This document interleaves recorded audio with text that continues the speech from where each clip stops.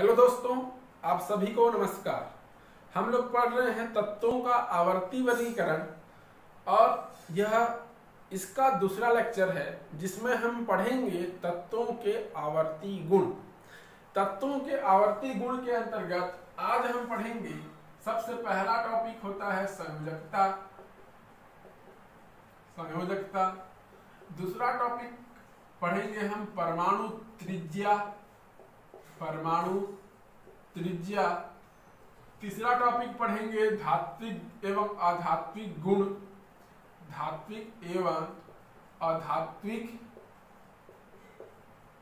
गुण। चौथा टॉपिक पढ़ेंगे आयनन ऊर्जा। पांचवा टॉपिक पढ़ेंगे इलेक्ट्रॉन बंधुता और छठवां टॉपिक पढ़ेंगे विद्युत ऋणात्मकता।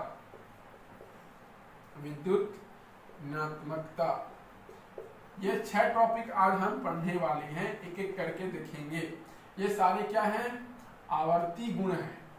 यह सारे के सारे आवर्ती गुण हैं। अब इस आवर्ती गुण का तात्पर्य क्या होता है? ठीक है, प्रश्न यह उठता है, ये सारे आवर्ती गुण हैं तो यह आवर्ती गुण का क्या तात्पर्य है?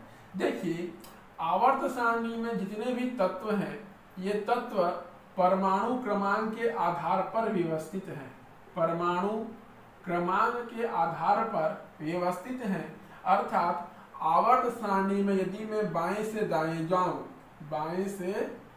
दाएं जाऊं तो यहां पर आता है हमारा हाइड्रोजन से यदि मैं हीलियम की ओर जाऊं, है ना, हीलियम की ओर जाऊं, बाएं से दाएं जाऊं, तो ये जितने भी गुण मैंने यहां पर लिखे हैं, ये सारे गुण घटते हैं या बढ़ते हैं। सिमिलरली कुछ ना कुछ गुण घटते हैं या बढ़ते हैं। या मैं ऊपर से नीचे आऊं तो भी गुण घटता या बढ़ता है। तो इन गुणों को घटने या बढ़ने का जो आधार है वह परमाणु क्रमांक है, और इन गुणों का घटना एवं बढ़ना ही इनका आवर्ती गुण कहलाता है। इन तत्वों का आवर्ती गुण कहलाता है, अर्थात आवर्त सारणी में बाएं से दाएं या ऊपर से नीचे जब जाएं तो तत्वों के विभिन्न गुण घटते या बढ़ते हैं, इन्हें ही हम आवर्ती गुण कहते हैं। क्लियर है इतनी बात? अब मैं सबसे पहले बात करता हूं संयोजकता की। यह संयोजकता होता क्या है? देखिए, मैं सबसे पहले सबसे सरल परिभाषा आपको बताऊंगा, फिर बाद में थोड़ा सा कठिन परिभाषा बताऊंगा। ठीक है, सबसे पहला देखो संयोजकता का सीधा सा तात्पर्य है यहां पर संयोजकता। मैं यहां पर सबसे सरल परिभाषा लिख रहा हूं, तत्व का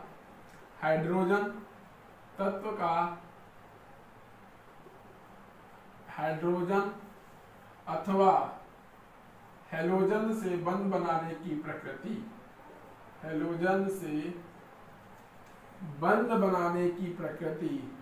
बंध बनाने की प्रवृत्ति संयोजकता कहलाती है।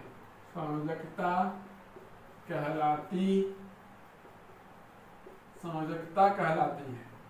ठीक है, कोई भी तत्व है, यदि यह हाइड्रोजन या हैलोजन से जितना भी बंध बना रहा है वही उसकी संयोजकता है। जैसे मैं कहूं लिथियम, फिर आता है बेरिलियम, फिर आता है बोरान के बाद आता है कार्बन के बाद आता है नाइट्रोजन के बाद आता है ऑक्सीजन, है ना, ये सारे आते हैं। यदि यह हाइड्रोजन के साथ कितना बंध बनाता है? 1 बंध बनाता है। यह हाइड्रोजन के साथ 2 बंध बनाता है। यह हाइड्रोजन के साथ 3 बंध बनाता है। यह हाइड्रोजन के साथ 4 बंध बनाता है। नाइट्रोजन हाइड्रोजन के साथ 3 बंध बनाता है। ऑक्सीजन हाइड्रोजन के साथ 2 बंध बनाता है। फ्लोरीन आता है, यह भी 1 बंध बनाता है। लिथियम जब हाइड्रोजन के साथ 1 बंध बनाएगा तो यह लिथियम हाइड्राइड का निर्माण करेगा, है ना। बेरिलियम जब हाइड्रोजन के साथ बंध बनाएगा तो यह BeH2 का फॉर्मेशन करेगा। यदि बोरान हाइड्रोजन के साथ बंध बनाएगा तो यह BH3 या BCl3 का निर्माण करेगा। सिमिलरली कार्बन जो है मेथेन का फॉर्मेशन करता है, नाइट्रोजन अमोनिया का फॉर्मेशन करता है हाइड्रोजन से बंध बनाकर, ऑक्सीजन 2 बंध बनाता है और वाटर का फॉर्मेशन करता है, और फ्लोरीन जो है HF का फॉर्मेशन करता है। देखिए यहाँ पर इस टेबल को बड़े ही ध्यान से देखिए। लिथियम चूंकि हाइड्रोजन के साथ एक बंध बनाता है इसलिए लिथियम की संयोजकता 1, बेरिलियम हाइड्रोजन के साथ 2 बंध बनाता है इसलिए बेरिलियम की संयोजकता 2, बोरान हाइड्रोजन या हैलोजन के साथ 3 बंध बनाता है इसलिए संयोजकता 3, कार्बन हाइड्रोजन के साथ या हैलोजन के साथ 4 बंध बनाता है इसलिए इसकी संयोजकता 4, नाइट्रोजन हाइड्रोजन के साथ या हैलोजन के साथ 3 बंध बनाता है, संयोजकता इसकी 3 होगी।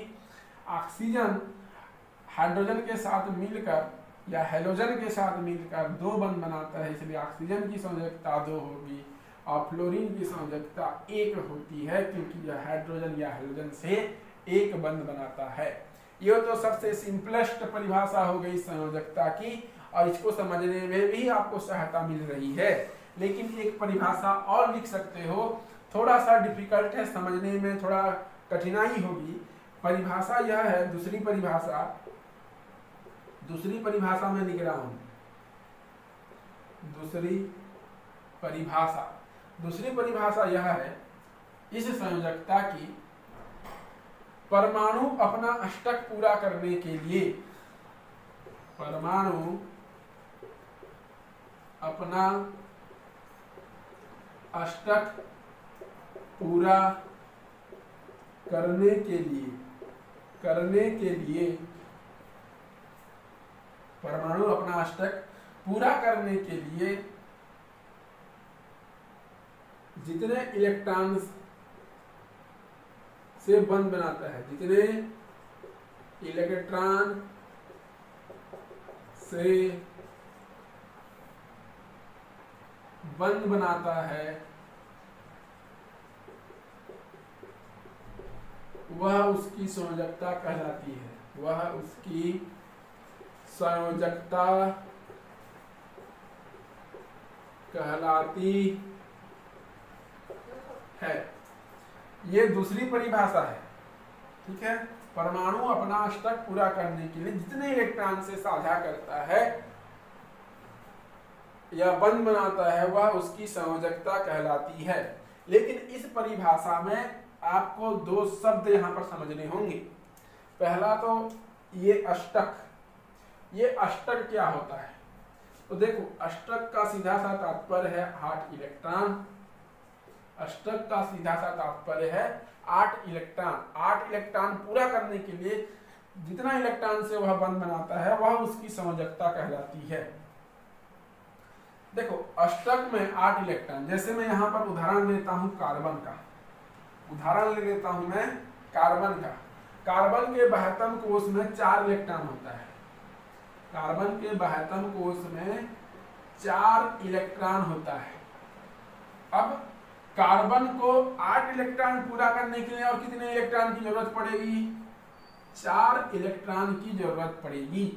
तो यहाँ पर हो जाएगा 4 बंध, अर्थात यह बनाएगा, अर्थात इसकी जो संयोजकता होगी वो 4 होगी। संयोजकता होगी यह 4 हो जाएगी। सिमिलरली ऑक्सीजन है, ऑक्सीजन के बाह्यतम कोश में होता है 6 इलेक्ट्रॉन। अब इसको अपना अष्टक पूरा करने के लिए 2 इलेक्ट्रॉन की और जरूरत है, तो अतः ऑक्सीजन की जो संयोजकता हो जाएगी वो 2 हो जाएगी। लेकिन प्रश्न यहाँ पर यह उठता है कि आपने कैसे जाना कि इसके बाह्यतम कोश में 4 इलेक्ट्रॉन है और ऑक्सीजन के बाह्यतम कोश में 6 इलेक्ट्रॉन है कि नहीं? तो ये थोड़ा सा एडवांस है, ये परिभाषा जो है यह थोड़ा सा एडवांस है, और इस परिभाषा को आपको समझने के लिए अष्टक नियम जानना होगा, है ना। अष्टक नियम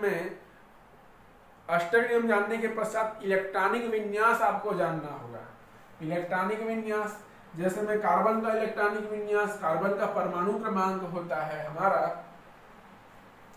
कितना होता है कार्बन का परमाणु क्रमांक 6। तो यहाँ पर 1s2 इसका इलेक्ट्रॉनिक विन्यास होगा 1s2, 2s2 और 2p2। तो देखो बाह्यतम कोश में यहाँ पर 4 इलेक्ट्रॉन हैं और यह इलेक्ट्रॉनिक विन्यास अबाउ के नियम पर आधारित है। ठीक है, अबाउ का नियम क्या नियम और n+l नियम पर आधारित है। तो फिर मुझे अबाउ नियम बताना पड़ेगा, n+l नियम बताना पड़ेगा, ये सारे नियम मुझे बताने पड़ेंगे जो कि अभी आपको पढ़ने की कोई जरूरत नहीं है। ठीक है, आप 10वीं लेवल में है, 10वीं लेवल में इन नियमों को पढ़ने की कोई जरूरत नहीं है। ये इलेक्ट्रॉनिक विन्यास करने की अभी उतनी खास जरूरत नहीं है। तो जितना पुस्तक में है उतना ही पढ़िए, क्योंकि संयोजकता पूछा है, संयोजकता की परिभाषा ये हमारी पुस्तक में दिया हुआ है। तो इस परिभाषा को आप लिखना और इसका उदाहरण के रूप में आप इसको लिखना।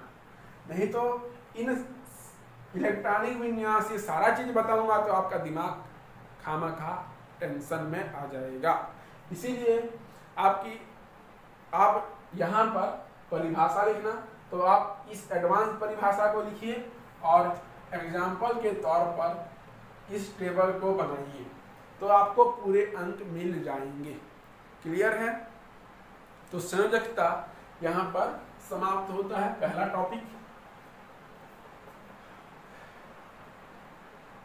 और अब हम पढ़ते हैं परमाणु त्रिज्या। देखो संयोजकता में तो एक बात है कि बाएं से दाएं जा रहे हैं, यहाँ पर पहले बढ़ रही है फिर घटना चालू हो रही है।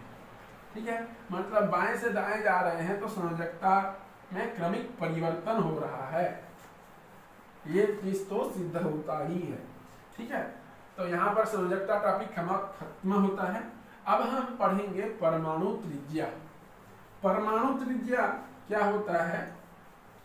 जनरली आप गोले की त्रिज्या जानते हैं, गोले की त्रिज्या जानते हैं आप सभी। गोले की त्रिज्या क्या होती है?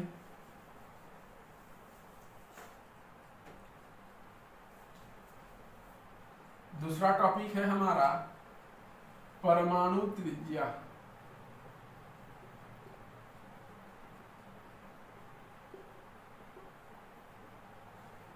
ये परमाणु त्रिज्या होता क्या है? देखिए आप लोग, जैसे मैं गोले की बात करूं तो आप लोग जानते हैं गोले के केंद्र से बाह्य परिधि के बीच की दूरी त्रिज्या कहलाती है, ये गोले के रेस्पेक्ट में है। लेकिन परमाणु त्रिज्या में आप लोग जानते हैं गोले के ही समान परमाणु में एक नाभिक होता है, नाभिक के बाहर कक्षा पाया जाता है और इस कक्षा में इलेक्ट्रॉन होते हैं, इलेक्ट्रॉन, जिसे हम बाह्यतम कोश का इलेक्ट्रॉन कहते हैं। तो जब भी आप परमाणु त्रिज्या को परिभाषित करोगे इस प्रकार से करेंगे, देख लीजिए, परमाणु के नाभिक से, परमाणु के नाभिक से बाह्य कोश के इलेक्ट्रॉन के बीच की दूरी, बाह्य कोश के इलेक्ट्रॉन के बीच की दूरी,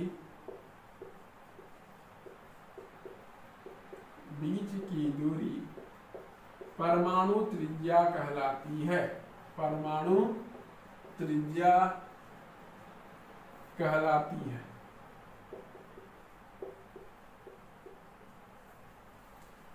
परमाणु त्रिज्या जितना कोश की संख्या यहाँ होगी, ये नाभिक है, नाभिक के बाद 2 कोश है यहाँ पर, जैसे जैसे कोशों की संख्या बढ़ेगी वैसे वैसे परमाणु त्रिज्या का मान भी बढ़ते जाता है।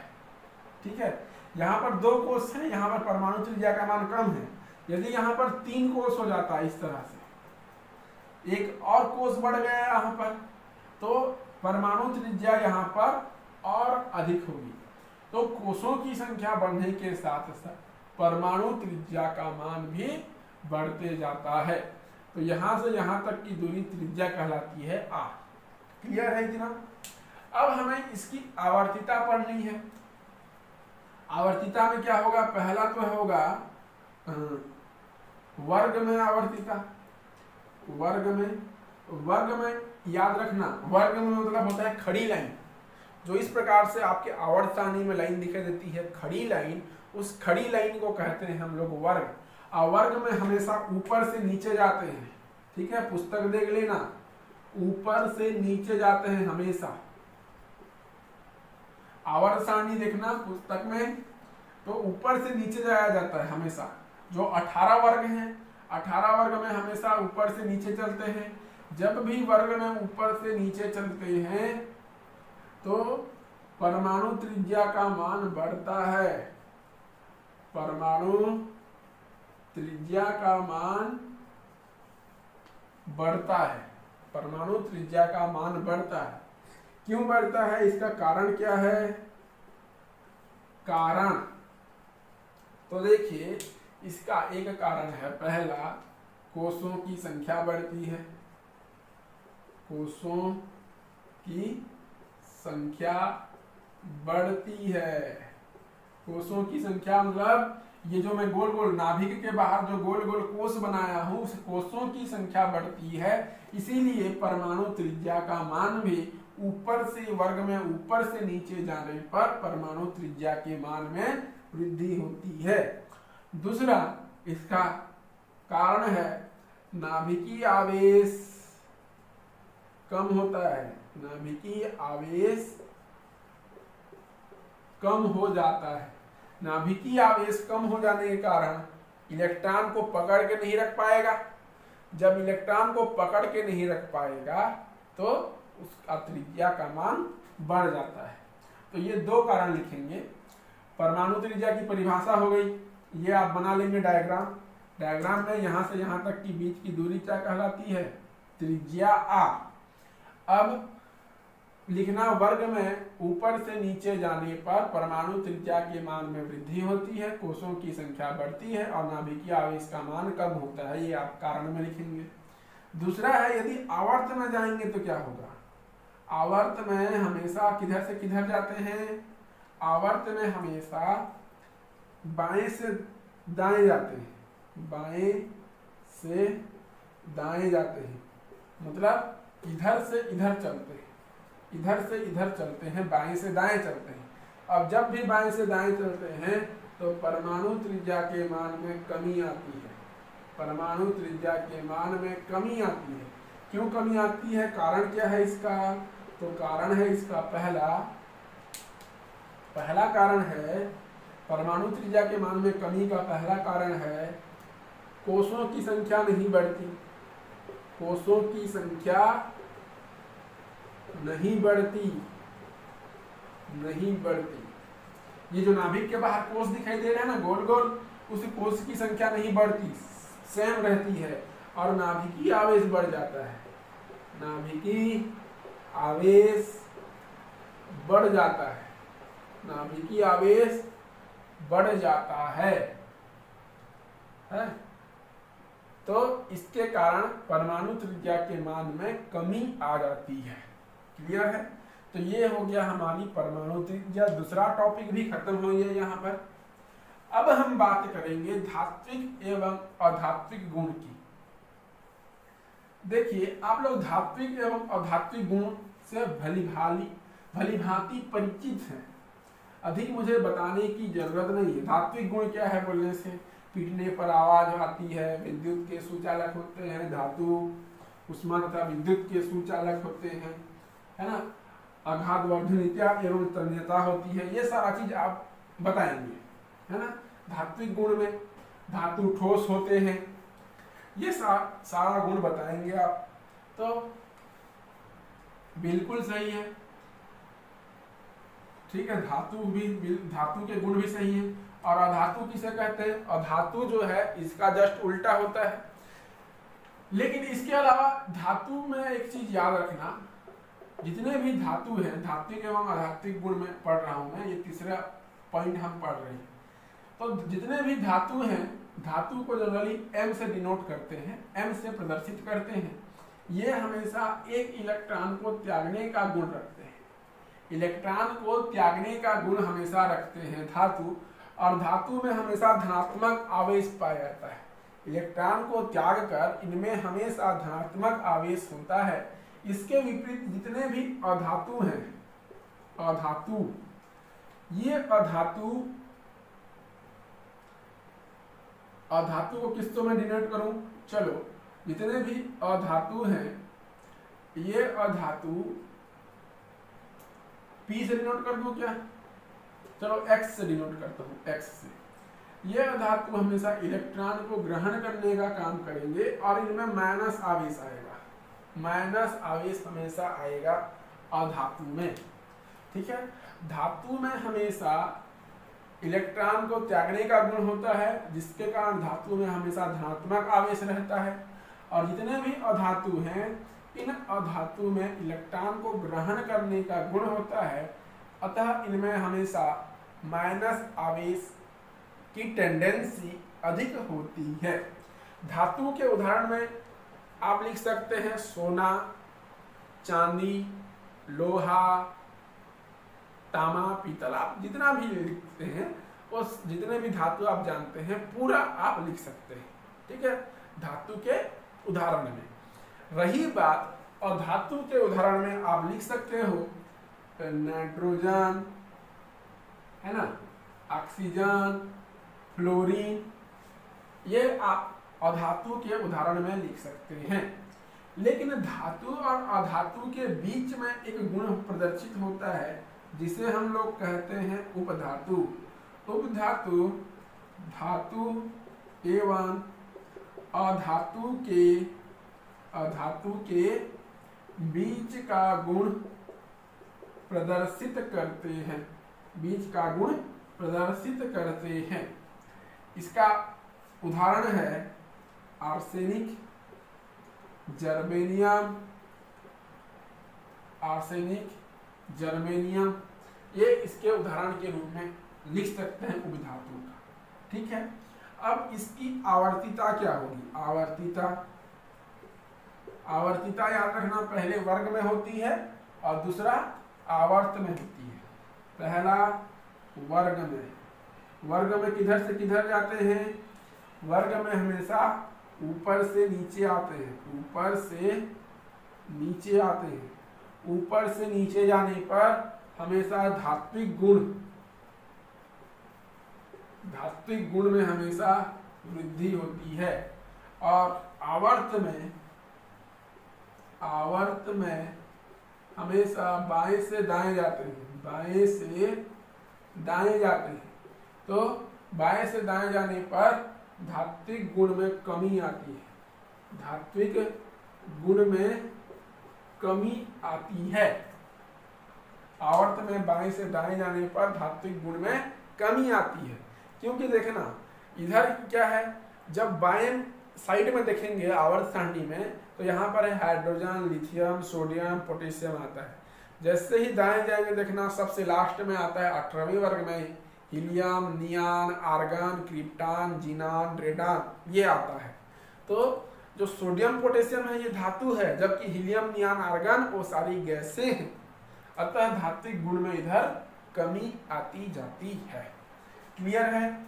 ये हो गया धात्विक गुण। अब मैं बातें कर लेता हूं आयनन ऊर्जा की। ठीक है, इसको भी मैं यहाँ पे मिटा देता हूं। इसको मिटाने के पश्चात मैं आता हूं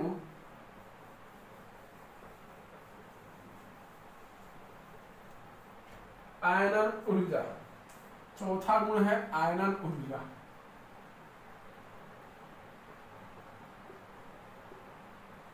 इसकी परिभाषा पहले देख लेते हैं, पहले समझते हैं फिर लिखते हैं।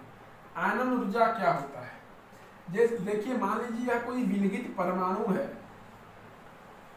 अविलगित परमाणु में यह है इलेक्ट्रॉन, विलगित परमाणु के कोष में उपस्थित है इलेक्ट्रॉन, और ये इसका नाभिक, सेंटर में नाभिक होता है।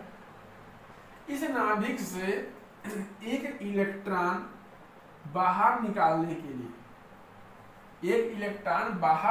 के लिए जितनी ऊर्जा की जरूरत पड़ती है, जितनी ऊर्जा की जरूरत पड़ती है, यहाँ पर जरूरत पड़ेगी, ठीक है, ऊर्जा देना पड़ेगा हमको।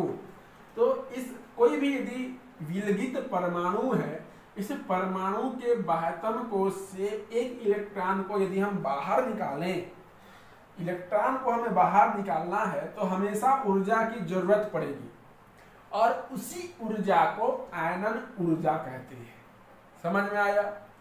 परमाणु है, परमाणु के बाह्यतम कोश से इलेक्ट्रॉन को बाहर निकालना है, जितनी ऊर्जा जरूरत पड़ेगी वही ऊर्जा उसकी आयनन ऊर्जा कहलाती है। और इसकी परिभाषा क्या हो जाएगी? फिर परिभाषा में लिख सकते हो, किसी गैसीय विलगित परमाणु में, गैसीय विलगित परमाणु से एक इलेक्ट्रॉन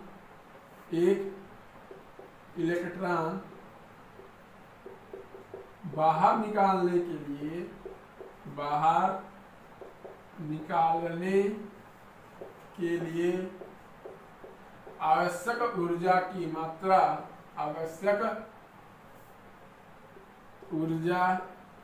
मात्रा आयनन ऊर्जा कहलाती है।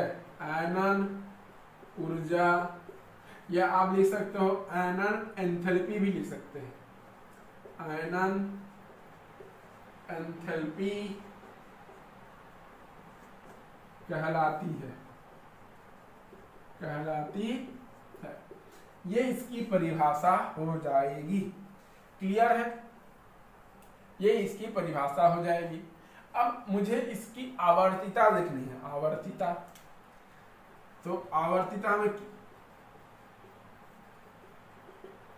पहला वर्ग में, तो जब भी वर्ग में ऊपर से नीचे आते हैं, वर्ग में हमेशा ऊपर से नीचे चला जाता है, तो वर्ग में ऊपर से नीचे आने पर आयनन ऊर्जा का मान कम होता है। आयनन ऊर्जा का मान कम होता है। अब आयनन ऊर्जा का मान कम क्यों होता है? इसका कारण है पहला वर्ग में ऊपर से नीचे जाने पर आयनन ऊर्जा के मान में कमी आती है, क्योंकि कोषों की संख्या बढ़ती है। कोषों की संख्या बढ़ती है और कोषों की संख्या बढ़ने के कारण नाभिक से इलेक्ट्रॉन की दूरी बढ़ती है। ठीक है, कोषों की संख्या जैसे बढ़ेगी, इस नाभिक से इलेक्ट्रॉन की दूरी बढ़ेगी। जब दूरी बढ़ेगी तो इलेक्ट्रॉन नाभिक के पकड़ में नहीं रहेगा, नाभिक के पकड़ में नहीं रहेगा यह इलेक्ट्रॉन, तो हम आसानी से बाहर निकाल सकते हैं। इसलिए आयनन ऊर्जा के मान में कमी आती है। और इसका दूसरा कारण है नाभिकीय आवेश कम होता है। नाभिकीय आवेश कम होता है। इन दोनों कारण से आयनन ऊर्जा कम हो जाती है। ठीक है, और दूसरा होता है आवर्त में। आवर्त में जब भी ऊपर से नीचे नहीं, बाएं से दाएं जाते हैं, बाएं से दाएं जाते हैं, तो आयनन ऊर्जा का मान बढ़ता है। आयनन ऊर्जा का मान बढ़ता है। अब आयनन ऊर्जा का मान क्यों बढ़ता है? कारण क्या है इसका? तो आप कारण में लिखेंगे, पहला कारण कोषों की संख्या घटती है। कोषों की संख्या नहीं बढ़ती, कोषों की संख्या समान होती है, परंतु क्या? नाभिकीय आवेश में वृद्धि होती है। नाभिकीय आवेश में वृद्धि हो जाती है। जब नाभिकीय आवेश में वृद्धि होगी तो इलेक्ट्रॉन नाभिक के पकड़ में रहेगा, उसको बांध के रखेगा, तो इलेक्ट्रॉन को बाहर निकालना कठिन हो जाएगा, जिसके कारण नाभिकीय आवेश बढ़ने से आयनन ऊर्जा के मान में वृद्धि होती है। क्लियर है इतना? तो आयनन ऊर्जा भी आप लिख लेना, परिभाषा लिख लेना, परिभाषा के बाद इसकी आवर्तिता वर्ग में, आवर्त में। तो आपको कंप्लीट सेंटेंस लिखना है। मैं यहाँ पे शॉर्टकट में लिख रहा हूँ, आपको कंप्लीट सेंटेंस लिखना है, तभी आपको एग्जाम में नंबर मिलेगा, अन्यथा एग्जाम में नंबर नहीं मिलेगा। क्लियर है इतना?